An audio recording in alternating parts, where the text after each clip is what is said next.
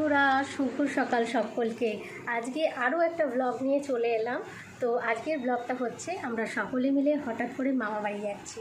তো মামাবাড়ি যাচ্ছি এবং সকাল থেকে কালকে খুব শরীরটা খারাপ ছিল, শুয়েছিলাম, ঠিক ছিল না যাবো কি না যাবো, কিন্তু আজকে অ্যাট লাস্ট যাওয়ার প্ল্যানিংটা হয়ে গিয়েছে। সব ড্রেস পোশাক গুছিয়ে এখন সকাল 10:30 বাজে, তাড়াতাড়ি করে ট্রেন ধরতে হবে, রানাঘাটে যাব। তো পুরো ভিডিওটা দেখবেন। পুরো ভিডিওতে মামা মাসি আবারও সকলকে নিয়ে আসবো এবং আমি যবে থেকে ভিডিও বানাচ্ছি আপনাদের উৎসাহে কিন্তু আমি সুন্দর সুন্দর আরও ভিডিও নিয়ে আসছি। চলুন এবার গ্রামের পরিবেশ দেখাবো আমার দৃষ্টিতে আপনাদেরকে।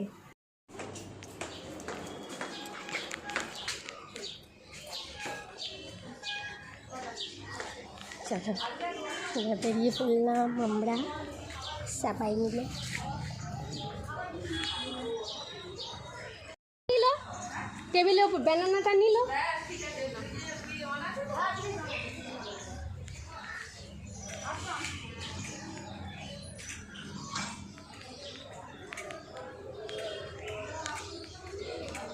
প্রচুর রোদ বাইরে, রোদের মধ্যে দিয়ে আমরা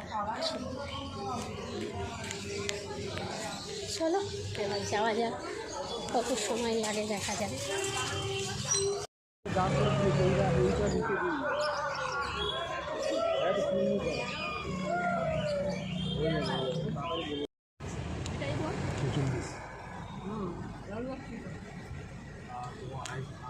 ঠিক আছে 135 দুটো।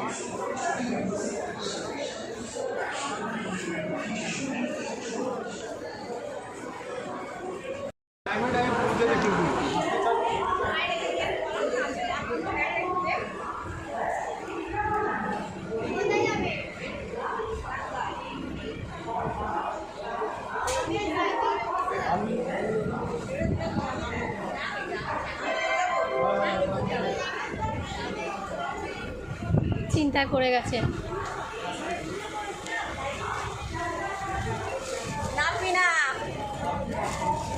ওইখান থেকে।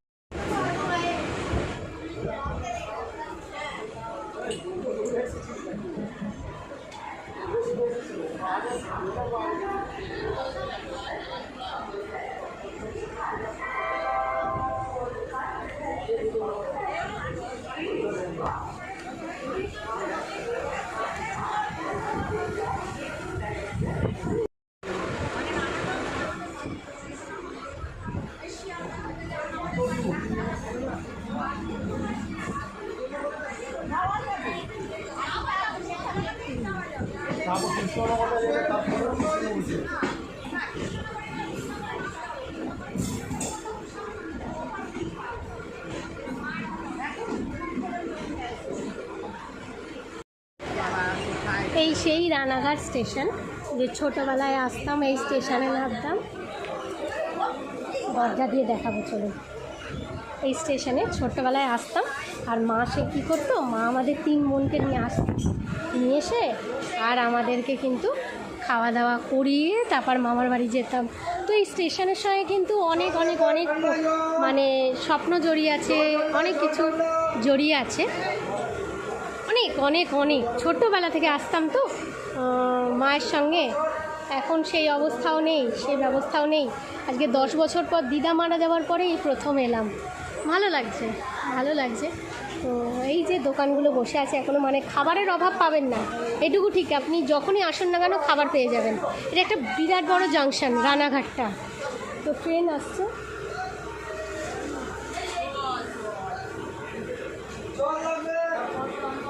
আপনাদের সঙ্গেও ভাগ করে নিলাম ভিডিওটা। রানাঘাট জংশনটা ছেড়ে আমরা আবার যাচ্ছি।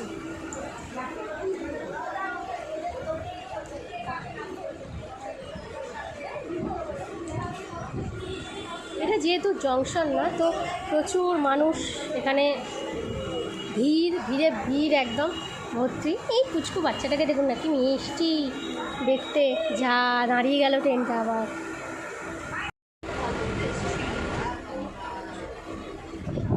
এইদিকেও গাছ, ওদিকেও গাছ।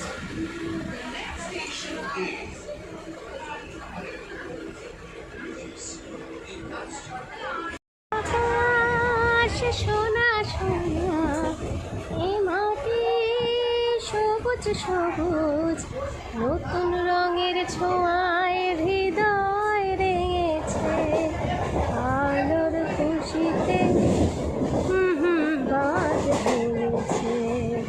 আ আ ও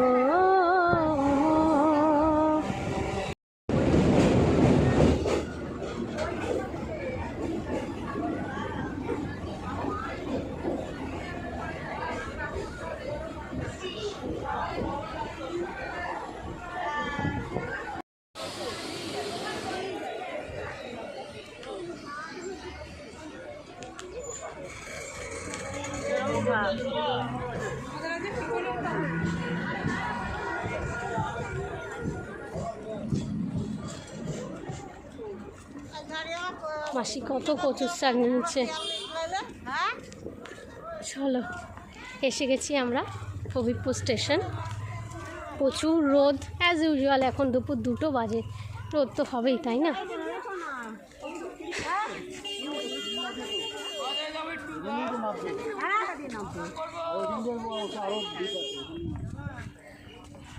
চলো, এখন পরে ডিস্টার্ব করুক।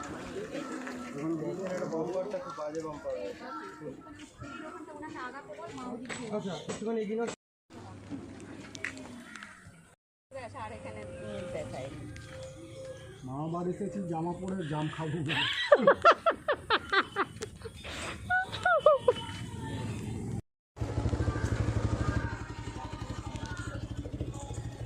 সব বাড়ি হয়ে গেছে। এই রাস্তাটাই সেই এবড়ো খেবড়ো মতন করে তুই নিয়ে এসেছিলিস, মনে আছে? আগে সেইবার গেলাম, বল না, তুই সেই কলা বাগানে।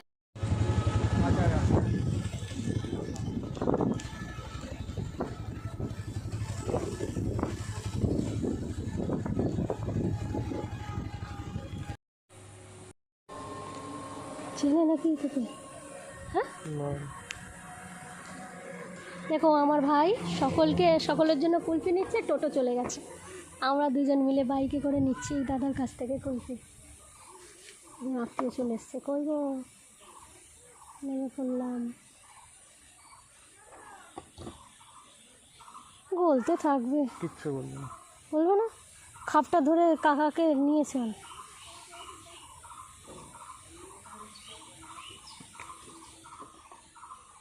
আগে টাকাটা কেটে নেবে, তারপর খুলবে।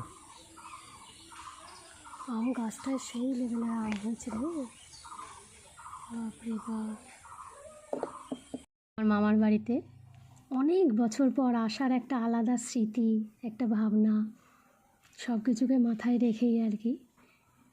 তো বড় মামার ঘরে আগে ঢুকেছি, কারণ বরাবর বড় মামার ঘরেতেই এসে আমরা থাকা। দিদা, মানে এসেই দিদার ওই দাঁড়িয়ে থাকাটা অনেক মিস করছি। দিদা আগে উঠোনে দাঁড়িয়ে থাকতো, কই গো এসেছো, এরকম করে দিদা বলতো, তো সেটা অনেক মিস করছি আর কি। চলো ভিডিওটা করি আস্তে আস্তে টুকটুক করে আর কি, ঠিক আছে।